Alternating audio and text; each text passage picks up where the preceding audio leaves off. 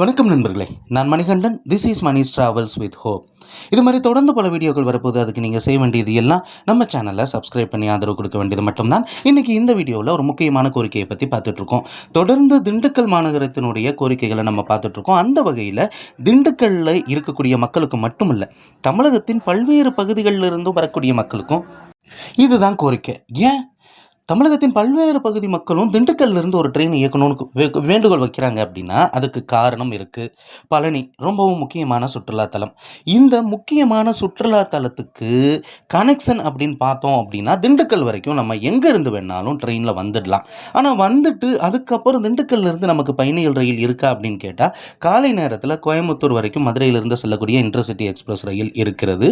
அதே மாதிரி மாலை நேரத்தில் அமிர்தா எக்ஸ்பிரஸ் ரயில் இருக்குது. அதுவும் இல்லாமல் வேறு ஏதாவது ரயில் இருக்கா அப்படின்னு கேட்டால் திருச்செந்தூரில் இருந்து வரக்கூடிய பாலக்காடு எக்ஸ்பிரஸ் ரயில், அது சொல்லவே வேணாம், கூட்டமாகவே இருக்கும்.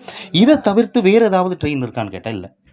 வாராந்திர ரயில்கள் இருக்கலாம், மேட்டுப்பாளையத்திலிருந்து திருநெல்வேலி வரைக்கும் போகிற ட்ரெயின், இந்த மாதிரியான ரயில்கள் இருக்கலாமே தவிர இதை தவிர்த்து சென்னையிலிருந்து பாலக்காடு வரைக்கும் செல்லக்கூடிய ட்ரெயின் இருக்குது.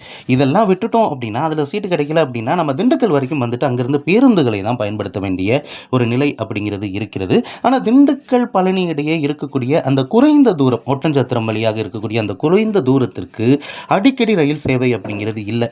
ஆக திண்டுக்கல்லிருந்து தொடர்ச்சியாக திண்டுக்கல்லிருந்து பழனி வரைக்கும், மீண்டும் பழனியிலிருந்து திண்டுக்கல் வரைக்கும் ஒரு நாளைக்கு ஒரு 6 சேவையாவது இந்த ரயில் இயங்கும் பட்சத்தில், ஏன்னா ரொம்ப நேரம்லாம் ஆயிர போகிறது கிடையாது, கிட்டத்தட்ட 1 மணி நேரத்துக்குள்ளாவே நம்ம பழனிக்கு போயிடலாம். 1 மணி நேரம் கூட வைங்களேன். அப்படிங்கிறதுனால ஒரு 1 மணி நேரம் அங்கே போயிட்டு 1/4 மணி நேரம் நிறுத்தத்துக்கு அப்புறம் மீண்டும் அப்படியே தொடர்ச்சியாக இயக்குனாங்க அப்படின்னா ஒரு ரெகுலர் சர்வீஸ் அப்படிங்கிறது கிடைக்கும்.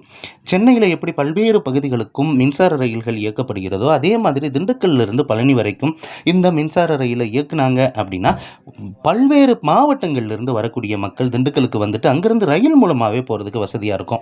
ஏன்னா பெரியவங்க குழந்தைங்களோடு வர்றவங்க பஸ் ஸ்டாண்டுக்கு போகக்கூடிய அந்த நேரம், அந்த அலைச்சல், இது எல்லாமே மிச்சமாகும் ரயிலில் போகிறதுனால. வரக்கூடிய ரயில்களுக்கு இணைப்பு ரயிலாகவும் இந்த ரயில்களை பயன்படுத்த முடியும். ஆக ரயில்வே நிர்வாகம் நிச்சயமாக மனசு வைக்கணும்.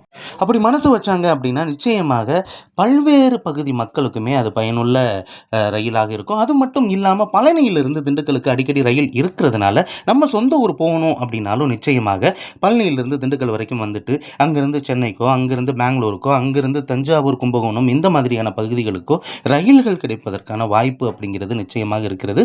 ரயில்வே நிர்வாகம் மனசு வைக்கணும். அடுத்த ஒரு வீடியோவில் பார்ப்போம். அது வரைக்கும் நன்றி, வணக்கம்.